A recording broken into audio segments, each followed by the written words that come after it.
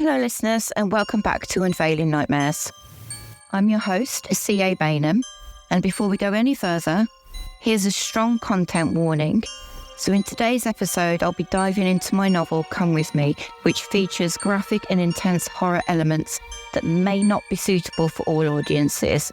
So if you're not up for that, feel free to skip this episode. Come With Me is the story set against the grim backdrop of Jeff's scrapyard, a seemingly mundane place that hides dark secrets. Our protagonist, Jeff, uses this isolated setting to carry out his terrifying compulsion, picking up unsuspecting women and subjecting them to unimaginable horrors. Contrasting Jeff's dark world is Christina, his seemingly oblivious girlfriend. As the story unfolds, Christina's personal tragedy, her missing sister, becomes a major plot twist that shakes the foundation of her life with Jeff. Now, Jeff is shrouded in darkness and mystery. He loves to dress up and use different disguises when he goes out. And because he's got a scrapyard, he's able to take different cars every single day, which makes it all that more horrifying. He loves the shadows, making him all the more terrifying in the context of this extreme horror story.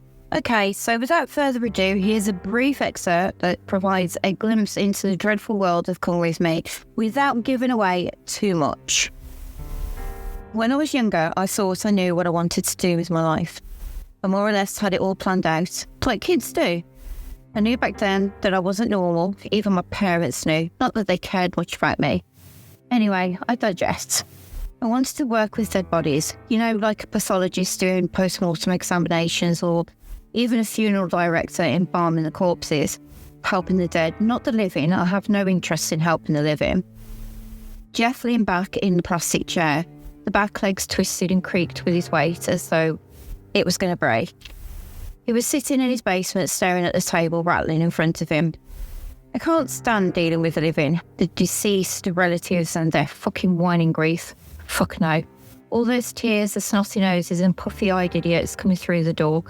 Picking up a stick from the floor, he poked at the naked woman strapped down to the table. She whimpered. You might think that I'm a heartless prick, and you know what? You're probably right. In fact, I know you are. No way am I dealing with all that shit. Now, what I do like is pain. Not my pain, of course, but the intense pain that I can cause to the living. I love the painful screams, the begging, the way the body dances and twitches when you can't take no more. So please, scream as much as you want. It will be music to my ears. He danced around the room like he was in a ballroom. No one will hear you down there. So, what do we do first? Looking at the woman on the table. She was crying, tears streaming down her cheeks onto the table. So if that caught your attention and you think you can stomach the dark corners of Come With Me, then I invite you to read it. I'll post a link to Come With Me in the description down below. But I'll warn you, it is not a journey that everyone can endure, so if you have triggers, please don't read it. Also, keep your eyes peeled out for Come With Me 2, Christina's Hunger. This one's definitely not for the faint-hearted. I'll post the link for the pre-order in the description down below. Well, thank you for joining me on this deep dive and having a look at Come With Me. So next week, I'll be delving deep into the shadows of Native American folklore and uncovering the horrifying legend of the Wendigo. Until then, keep your wits about you.